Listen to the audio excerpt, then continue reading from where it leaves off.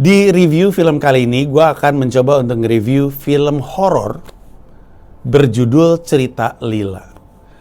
Di review ini kita akan jelasin, atau gue akan jelasin kenapa gue nge-review film horor, atau bahkan lebih tepatnya kenapa gue nonton film horor. Karena gue gak suka nonton film horor. Dan kenapa, gara-gara nonton Cerita Lila, gue bisa berkesimpulan bahwa Cerita Lila adalah film horor yang sesungguhnya, dan bagaimana sesungguhnya horor adalah ketika kita tidak sanggup keluar dari permasalahan hidup kita. Oke, kita mulai. Alasan kenapa gue nonton. Gue memang sangat dikenal nggak suka film horor. Alasannya itu sederhana, dan bahkan ketika gue nonton Cerita Lila, alasan itu terasa sekali sama gue. Gue nggak menikmati nonton film horor karena gue nggak suka perasaan takut. Kan ada yang seneng tuh. Ada yang seneng ditakut-takutin. Ada yang seneng deg-degan, terus panik, terus kayak khawatir apa yang akan terjadi. Ada yang suka tuh. Bahkan mereka bersedia bayar mahal untuk ke rumah hantu gitu, untuk merasakan experience itu. Gue tuh nggak pernah suka perasaan tersebut. Makanya gue jarang banget nonton film horor.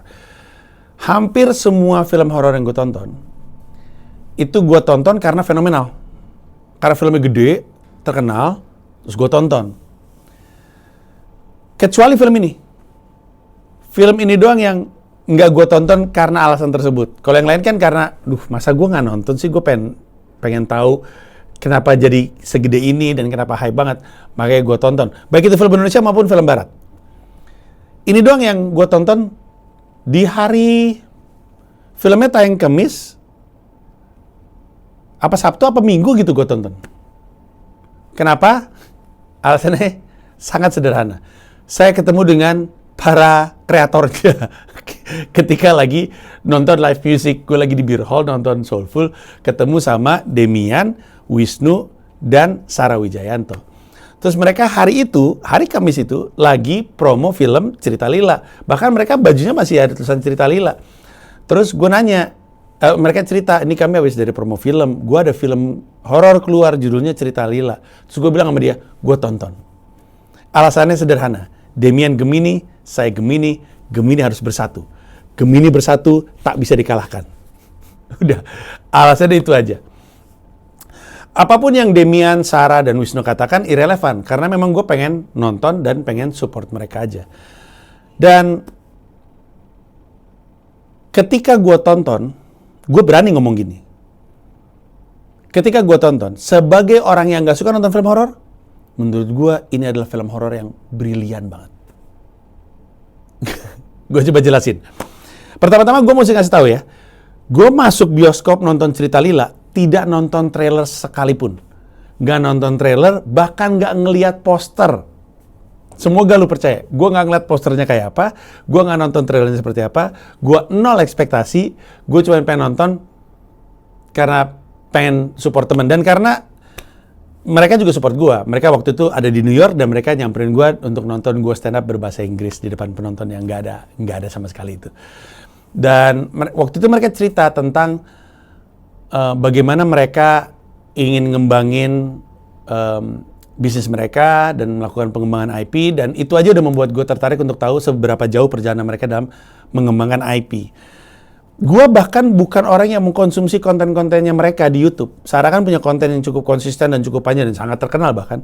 Gue bahkan nggak mengkonsumsi itu karena gue nggak suka hantu-hantuan dan takut.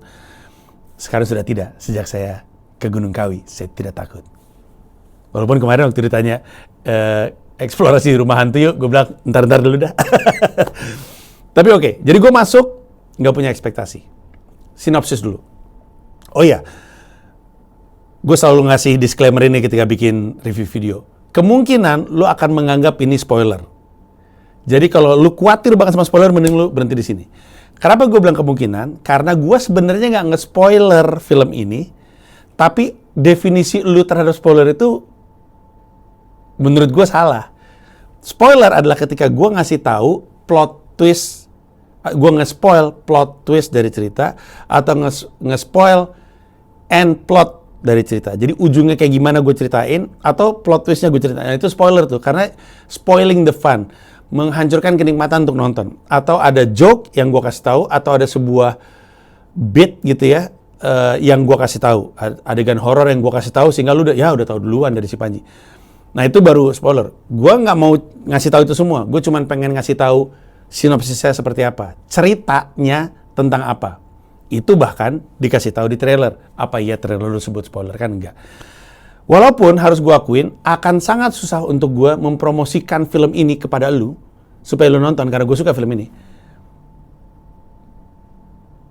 tanpa berhasil nge-spoil. Susah sekali.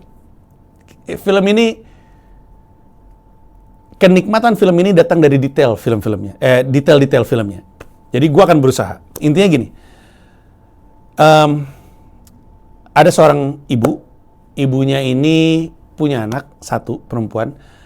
Ibu ini masih muda dan lagi di tengah-tengah perceraian. Dia kondisi keuangannya lagi sulit, kondisi karirnya lagi sulit, sehingga dia yang property agent ini harus mencari cara gimana supaya dia bisa menghasilkan duit, karena kalau nggak dia akan kehilangan hak asuh dari anaknya. Jadi ada sesuatu yang mendesak dia banget sehingga dia harus melakukan hal-hal yang ekstrim, termasuk menawarkan sebuah rumah yang ternyata ada pengganggunya. Itu dia ceritanya, kurang lebihnya seperti itu.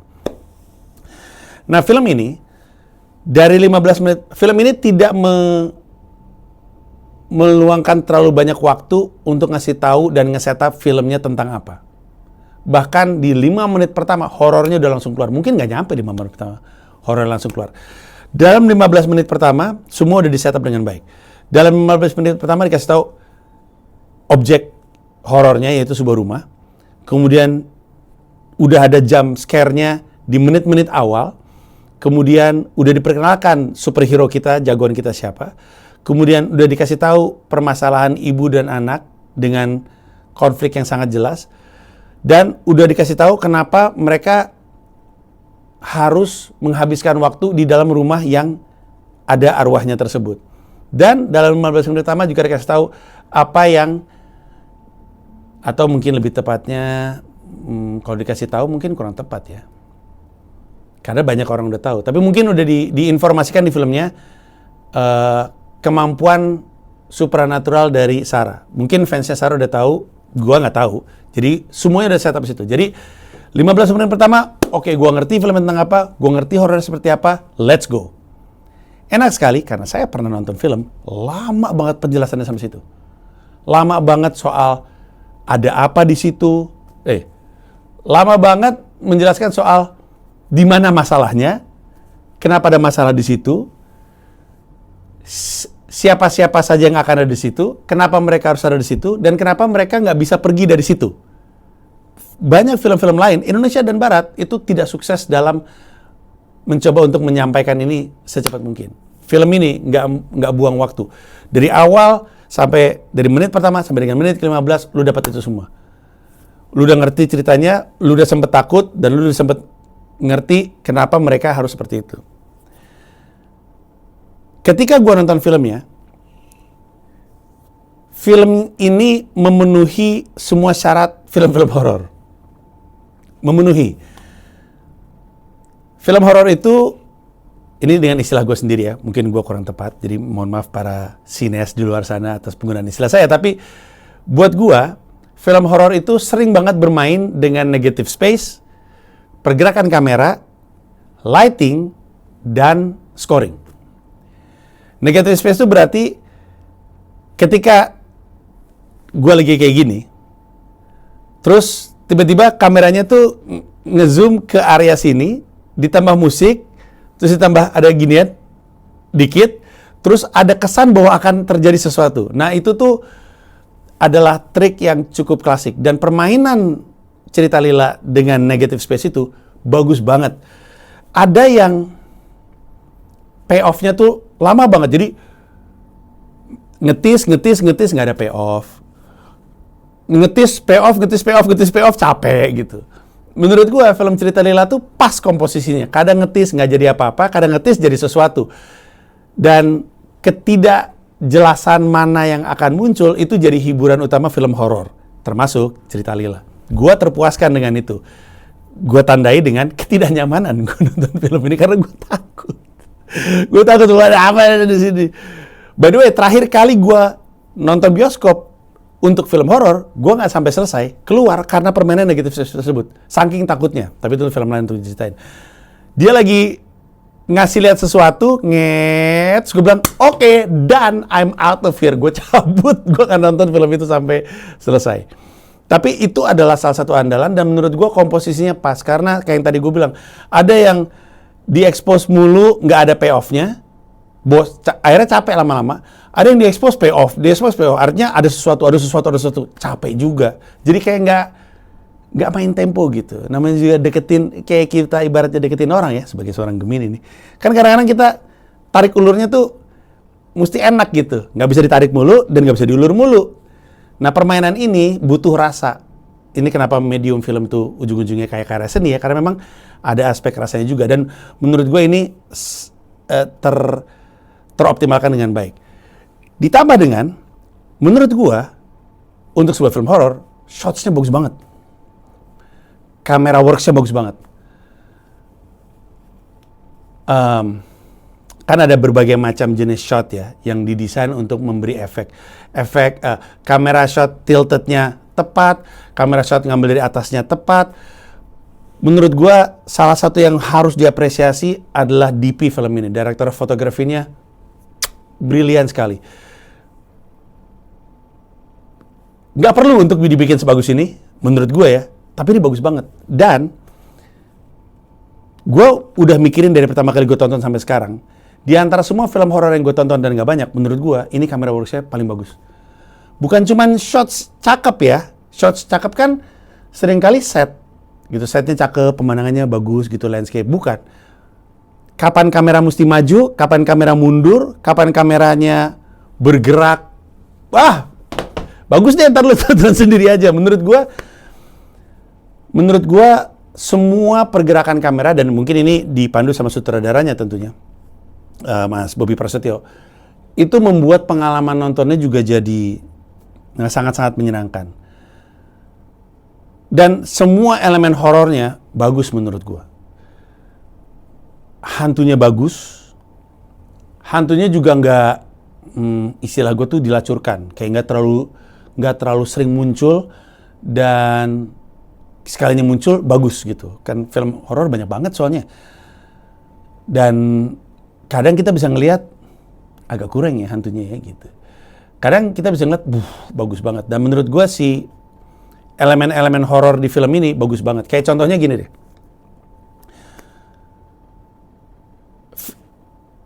Tanpa ini bukan spoiler ya. Si rumah ini, gue udah punya perasaan gak enak. Aduh, perasaan gue gak enak nih, ada beginian nih, pasti horor banget. Film ini tuh punya elemen horor yang menarik. Rumahnya tuh dulu dipakai sebagai tempat ngejahit. Jadi ada banyak manekin, ada banyak kain, dan itu tuh elemen horor yang dimainkan dengan sangat bagus gitu. Banyak banget elemen-elemen horor di film ini yang menurut gue baik sifatnya properti, sifatnya hantunya sendiri, kemudian karakter dari hantunya atau arwahnya, itu semuanya menurut gue bagus. Tapi menurut gue, terhoror dari film ini adalah pemunculan Jovialda Lopez. Jujur, horor. Gue lagi nonton film, tiba-tiba ada Jovi, horor sekali nih. Kenapa orang ini muncul? Orang ini gak di makeup kok horor. Jovi menjadi si suaminya si... Oh, by the way, si ibu muda yang gue maksud tuh Lutetia. Lutetia jadi si ibu mudanya. Terus Jovi ceritanya jadi suaminya. Pas Jovi muncul, horor. Bahkan karakter Jovi tuh, menurut gue ya, karakter Jovi itu adalah horor sesungguhnya. Sesungguh-sungguhnya horor itu karakternya Jovi. Gue nggak bisa spoil lebih lanjut, tapi menurut gue horornya karakter adalah karakter yang dimainkan sama Jovi. Dan karakter-karakter serupa. Aduh, lu bisa nonton. Beneran deh. Dan kalimat terhoror di film itu, menurut gue, adalah ketika, gue lupa siapa yang ngomong, tapi ada muncul kalimat, halah, mall-mall di Jakarta aja dibangun di atas kuburan, merinding gue, karena gue lagi di mall. Dan gue nonton, kanan kiri gue, kosong, gak ada siapa. Gue nonton paling atas, kanan kiri gue tuh kosong, gak ada siapa-siapa. Jadi waktu kalimat, alah, mal-mal di Jakarta jadi bangun di atas kuburan, gue langsung, awas aja deh yang jump scare gue tonjok nih orang-orang. Nah, di luar film horornya, kejutan yang gue rasakan terbesar dari film Cerita Lila ini adalah bukan jump scare dari adegan horornya, tapi betapa kuatnya drama di film ini. Saking kuatnya drama di film ini, dan yang megang bobot dramanya tuh Lutesha sama Sharifah Danish. Dua-duanya bagus banget mainnya, tapi Sharifah Danish, unbelievable performance. Unbelievable. Bobot dari drama yang ada di film ini ditaruh di pundak dia, dia pandu sepanjang film dari awal sampai akhir. Gua, atau mungkin kita semua, nggak menyangka bahwa kita akan disuguhkan sebuah performance drama yang begitu kuat dari Sharifah Danish, tapi juga aspek drama yang begitu kuat. Saking kuatnya, gua pengen tahu apa yang terjadi dengan film ini. Mungkin lu pernah dengar bahwa film horor tuh agak-agak kayak film komedi. Kadang-kadang ceritanya tuh nggak terlalu dipedulikan. Gue datang untuk ketawa, atau gue datang untuk takut. Apapun yang lu taruh di antaranya sebagai cerita, udah irrelevan. Gue pengen ngerasain takut sama seperti gue pengen ngerasain ketawa. Makanya ada banyak film komedi, ceritanya tuh yang kayak ya biasa aja gitu. Nggak kayak dalam gitu, dan jarang banget ada kayak gitu. Kayak misalnya film-film Adam Sandler tuh bobot dramanya kuat karena dia kan ngangkatnya nilai-nilai keluarganya, terutama Click. Gue bisa nangis ketika karakternya Adam Sandler ngomong family comes first, nangis gue.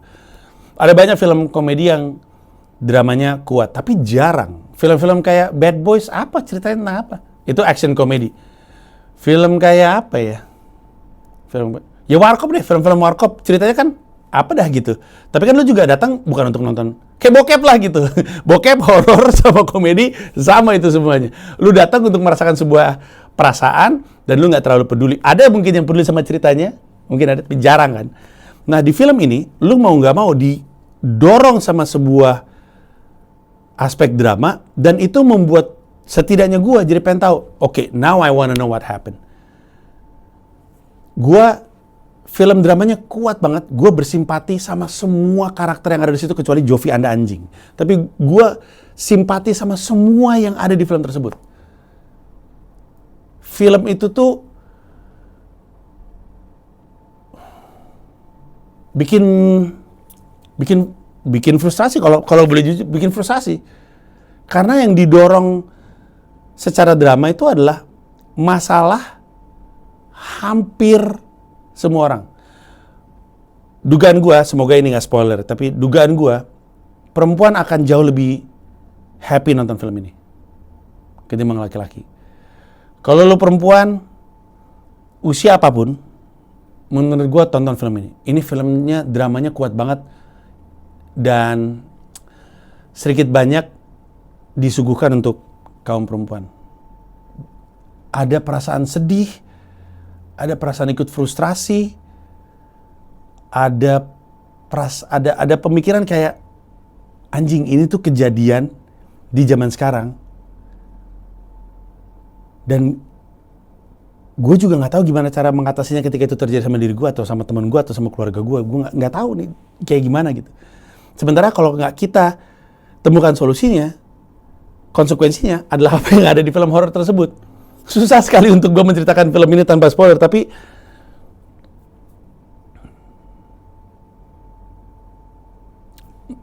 nonton Cerita Lila,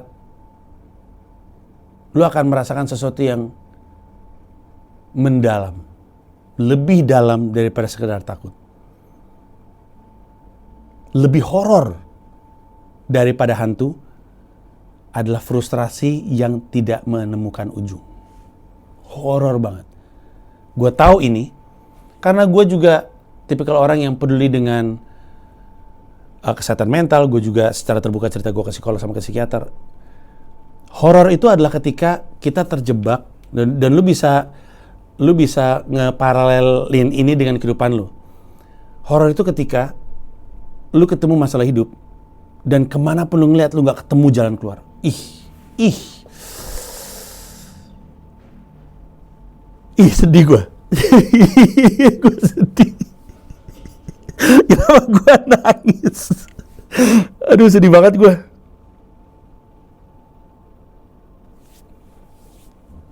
Sedih banget, men. Sedih banget film itu, gila. Unbelievable performance. Sharifah Danish Lutesha, unbelievable.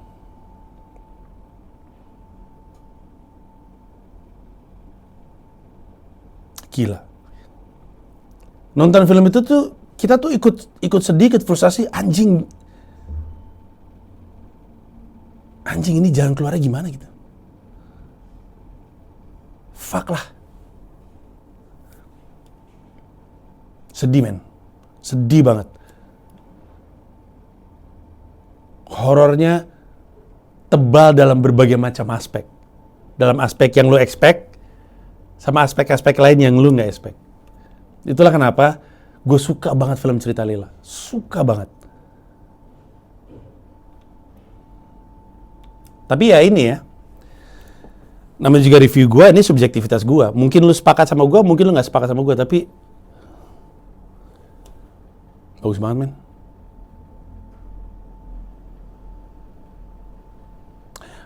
Orang kan nonton bioskop tuh untuk menyentuh sesuatu dalam diri kita yang nggak pernah disentuh gitu. Kayak orang nonton film horor, mereka bayar untuk nonton horor karena lu pengen menyentuh emosi yang nggak mau lu temui di kehidupan nyata gitu.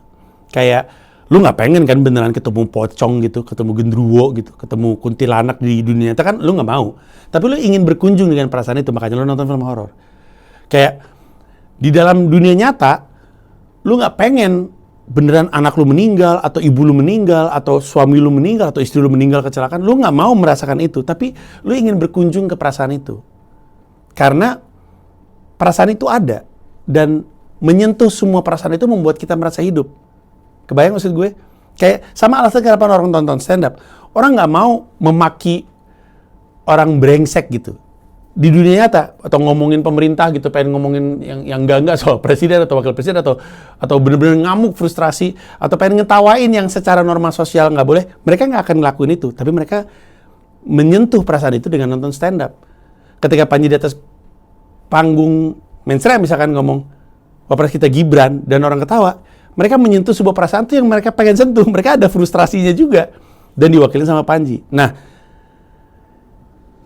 alasan kita nonton film adalah supaya kita merasa hidup, karena kita menyentuh emosi-emosi yang nggak pernah kita sentuh. Karena dalam keseharian kita nggak pernah setakut itu, dan kita nggak pernah sesedih itu, dan kita nggak pernah sefrustasi tersebut. Itulah kenapa Cerita Lila itu film horor yang sangat-sangat spesial, karena lu menyentuh sesuatu yang nggak pernah lu sentuh sebelumnya, dan keluar-keluar tuh rasanya kayak penuh gitu hati lu tuh, kayak oh my god, what did I just watch? It's unbelievable. Dan yang bikin gue happy lagi adalah ketika gue tonton sampai akhir, ada kesan bahwa film Cerita Lila ini hanya awal. Kalau lu nonton film ini sampai akhir, lu akan merasa film ini tuh setup untuk sesuatu yang sangat panjang. Kayak mereka tuh pengen membuka sebuah dunia baru, kayak universe baru gitu. Gue ingin menyediakan sebuah dunia. Lu akan masuk ke dunia ini lewat film Cerita Lila. Yang berarti ketika lu nonton Cerita Lila, siap-siap aja akan ada sesuatu dugaan gue setelahnya. Karena itu semua ditis di depan. Ditis di depan.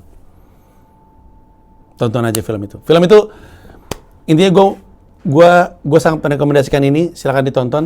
Semuanya oke. Termasuk ini cukup lucu. Sebenarnya kan salah satu karakter utamanya kan adalah Sarah ya. Di film ini karakter protagonisnya tuh Sarah sama Wisnu, kakak beradik ini. Untuk yang ngikutin Sarah tahu Wisnu banyak yang ngegambar, Sarah yang banyak kayak komunikasi sama arwahnya gitu. Nah, lucunya dari mereka berdua, dari awal gue nonton film mereka, gue langsung merasa oh, kurang nih actingnya nih mereka nih. Si Sarah Mawes itu actingnya kayak kurang. Mungkin karena mereka juga nggak banyak pengalaman main film. Anehnya, pas udah mulai masuk ke bagian horornya, ketika Sarah mulai berinteraksi sama setan, malah nggak kayak acting, kayak natural. Suka ngerasa, anjing, now this is believable somehow. Gue juga nggak tahu kenapa. Giliran dialog ngomong biasa tuh kayak aktingnya kaku, tapi giliran berinteraksi sama hantu, kenapa jadi meyakinkan gini aktingnya? Gue jadi kaget. Tapi ya pada akhirnya semuanya jadi lengkap gitu. Aktingnya memuaskan, ceritanya bagus banget, gambarnya oke, set desainnya juga oke. Dari ujung ke ujung gue sih happy. Dan lu mungkin kaget, tapi gue merekomendasikan film horor bernama Cerita Lila ini. Gue mau ngucapin selamat untuk Mas Bobby Prasetyo yang juga kredensialnya dan kredibilitasnya dalam menyutradarai horor udah nggak diragukan lagi. Gue nggak pernah nonton film horor tersebut, tapi mungkin emang jago ngangkat drama juga kali ya, karena di sini dramanya bagus banget. Juga gue mau ngasih apresiasi setinggi-tingginya untuk Sharifah Danish dan juga Lutesha. Kalian mainnya bagus banget. Gue setiap kali ketemu ada aktor yang mainnya bagus, gue akan pastikan mereka harus dapat, terutama Sharifah Danish, harus dapat Oscar.